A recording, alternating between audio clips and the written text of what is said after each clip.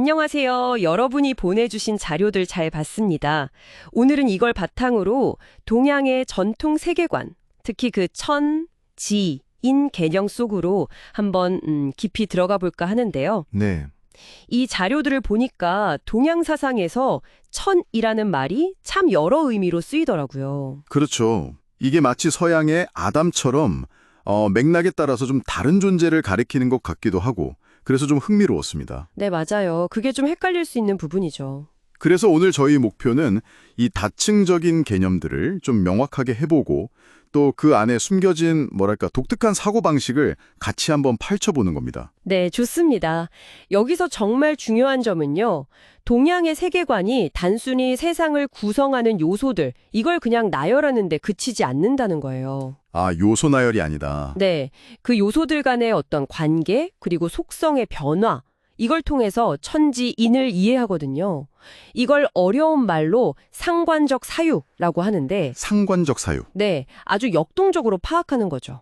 이 관계 중심적인 사고, 이게 오늘 저희가 탐구할 핵심이라고 볼 수 있습니다. 그렇군요. 관계 중심. 그럼 가장 먼저 그 여러 얼굴을 가졌다는 천 개념부터 시작해볼까요? 네, 그게 좋겠네요. 자료에 보니까 우리가 보통 생각하는 하늘과 땅, 즉 천지의 일부로서의 하늘이 있고 네, 그렇죠. 눈에 보이는 하늘, 그리고 또 이 천지 자체를 낳은 더 근원적인 하늘, 천의 천이 있다고 하더라고요. 맞습니다. 천지 바깥의 하늘이죠. 이 둘을 구분하는 게 일단 중요하겠네요. 네, 아주 중요합니다. 그리고 그 구분이 신을 이해하는 방식에도 그대로 영향을 미쳐요. 아, 신 개념에도요? 네, 천의 천과 연결될 때는 만물의 창조주 같은 상제 개념이 좀 부각되고요. 상제? 그리고 우리가 경험하는 천지 안에서 작용하는 힘이나 원리? 네. 이런 것들은 천지신명이라고 부르는 거죠. 아, 천지신명. 좀 더 자연의 힘 같은 느낌이네요. 그렇죠. 그리고 특히 후대로 와서 성리학 같은 데서는 하늘의 인격적인 면보다는 우주를 움직이는 어떤 원리, 법칙, 원리나 법칙. 네, 이걸 입법천이라고 하는데 이런 측면을 더 강조하게 됩니다. 아하, 그럼 후대 성리학에서는 하늘을 뭐랄까 인격적인 신이라기보다는 자연법칙처럼 보았다. 뭐 이렇게 이해할 수도 있는 건가요? 네, 뭐 그런 경향성이 강해졌다고 볼 수 있죠. 물론 완전히 인격성이 사라진 건 아니지만요. 흥미롭네요. 자, 그럼 이제 이 세계관을 작동시키는 핵심 원리로 제시된 개념들, 돈화, 응축, 접화, 이 세 가지에 대해 이야기해 볼까요? 네, 먼저 동화, 천의 속성이라고 하던데요. 서로 다른 것들을 하나로 통합하고 질서를 부여하는 힘이라고요. 네, 맞습니다. 그 탄소 동화작용 생각하시면 좀 쉬울 것 같아요. 이질적인 것들을 같게 만드는 힘이죠. 같게 만드는 힘. 네, 바깥으로 확장하면서 이렇게 포용하는 원리예요. 자료에서도 언급됐지만 예를 들어 유교는 내면의 도덕성에, 도교는 자연의 흐름에, 또 불교는 깨달음의 법에 동화되는 걸 추구한다고 볼 수 있거든요. 아, 대상은 다르지만 원리는 같군요. 그렇죠. 모두 어떤 대상과 같아지려는 그런 원리가 작동하는 거죠. 그럼 응축은 어떻게 다른가요? 이건 지의 속성이라고 하던데요. 응축은 동화와는 좀 반대 방향이에요. 안으로 향하는 힘입니다. 안으로. 네, 수증기가 물방울로 뭉치듯이 여러 요소를 그 본질은 유지하면서 하나로 모으는 거예요. 정확성, 그리고 본질을 추구하면서 이렇게 수렴하는 힘이죠. 아, 동화가 바깥으로 확장하는 거라면 응축은 안으로 수축하면서 모으는 거군요. 정확합니다. 네.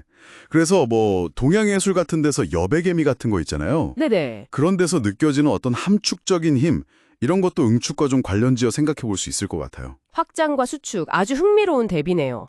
그럼 마지막으로 접하는요? 이건 인간의 역할과 관련이 깊다고 하던데요. 네, 맞아요. 하늘, 동화와 땅, 응축 사이에서 대체 어떤 역할을 하는 건가요? 접하는요, 그 이질적인 두 요소가 각자의 개성을 잃지 않으면서 조화롭게 연결되는 방식이에요. 개성을 유지하면서요? 네, 그게 중요해요. 마치 다른 종류의 나뭇가지를 이렇게 접붙이는 것처럼요.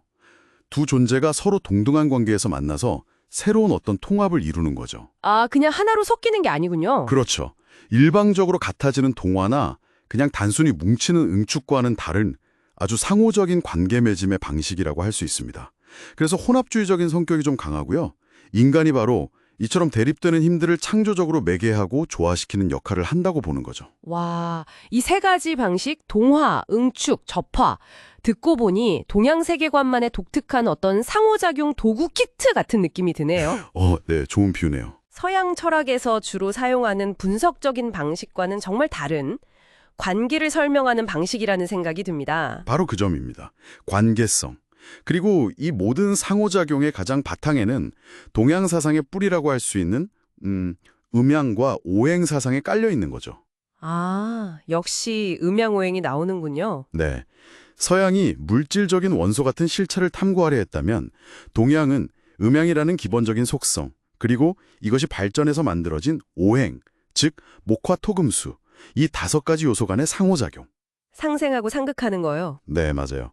상생과 상극이라는 틀로 세상의 모든 변화를 설명하려고 했죠.